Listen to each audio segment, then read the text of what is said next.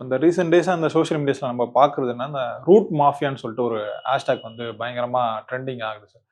அதுல வந்து நெறைய செய்திகள் வந்து நம்மளால பார்க்க முடியுது. இப்ப ஜெகதீஷ் பழனிச்சாமி இருக்கார்ல சார், அவர் தான் விஜய் அவருக்கு பின்னாடி இருந்து எல்லாமே பண்ணது அப்படின்ன மாரி வந்து சொல்றாங்க. இந்த விஜய் சாரோட இந்த ஆட்சியில வந்து பெரிய அளவுல வந்து பணம் சம்பாதிக்க போறது யாருன்னு கேட்டா, அந்த ஜெகதீஷ் அவர்கள வந்து சொல்றாங்க. எப்படி இந்த திமுக ஆட்சியில வந்து ரெட் ஜெயண்ட் இருந்ததோ, அதே மாரி தான் இதுல வந்து ரூட் மாஃபியா இருக்கும்னு வந்து சொல்றாங்க. இது எப்படி சார் நீங்க பார்க்குறீங்க? அதான் இதெல்லாம் இவர்களுடைய கணிப்பு அல்லது ஒரு காழ்ப்புணர்ச்சியில் எழுந்த ஒரு கருத்து அப்படிதான் நான் பார்க்குறேன். ம், ம். ஜெகதீஷ் குறித்து அறியாதவர்களுடைய விமர்சனமாகவும் இதை நம்ம எடுத்துக்கலாம். எனக்கு தெரிஞ்சு ஜெகதீஷோட பழகி இருந்தால் இப்படி ஒரு கருத்தை இவங்க சொல்ல மாட்டாங்க.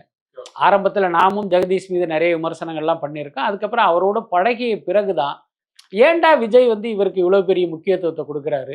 எத்தனையோ பேர் விஜய்க்கு நண்பர்களாக இருந்தாலும் ஜெகதீஷ்க்கு வந்து இருக்கிற இடம் வந்து அவர் யாருக்குமே கொடுக்கல. அந்த அளவுக்கு ஜெகதீஷ் வந்து விஜயோடைய மனசுல வந்து அவ்வளோ உயரத்துல இருக்காரு. அதுக்கு என்ன காரணம்னா அவருடைய குணம் தான். ஓகே. என்ன அந்த இடத்தில் வேறொரு இருந்திருந்தால், நீங்களோ நானோ இருந்திருந்தா நம்மெல்லாம் வேற மாதிரி இருந்திருப்போம். ஆனா ஜெகதீஷை பொறுத்த வரைக்கும் இன்னைக்கும் பார்த்தீங்கன்னா ஒரு டவுன் டு எர்த்தாக இருக்கிற ஒரு இளைஞர் தான் அவரு. ஓகே. அதுக்கடுத்து அவர் ஒரு ரூட்னு வந்து ஒரு நிறுவனம் வச்சிருக்காரு. அந்த நிறுவனம் என்ன அப்படின்னா செலிபிரிட்டி மேனேஜ்மெண்ட். ம். அதாவது சுருக்கமா எல்லாருக்கும் புரியிற மாதிரி சொல்லணும்னா, ஒரு நடிகர், நடிகை, இயக்குனர்கள்லாம் ஒரு காலத்துல அவர்களுக்கு மேனேஜராக, செக்ரட்டரியாக ஒரு தனி மனிதர்கள வச்சிருப்பாங்க. ஏன்னா, இப்ப ரஜினிகாந்த் இருக்காருன்னா, அவருக்கு வந்து செக்ரட்டரியா ஒருத்தர் இருப்பாரு. கமல்ஹாசன் இருக்காருன்னா, அவருக்கு செக்ரட்டரியா ஒருத்தர் இருப்பாரு. அவர் தான் அந்த கால் ஷீட் பார்க்கறது, அந்த சம்பளத்த போய் வசூல் பண்றது, அவருடைய வேலைகள பார்க்கறதெல்லாம் பார்ப்பாங்க. இது அந்த காலம்.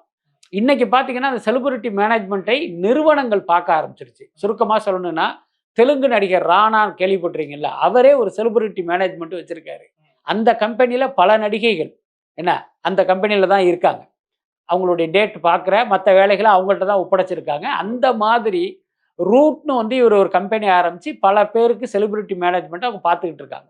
இவ்வளவுதான் ஜெகதீஷுடைய ரூட் செய்கிற ஒர்க்கு.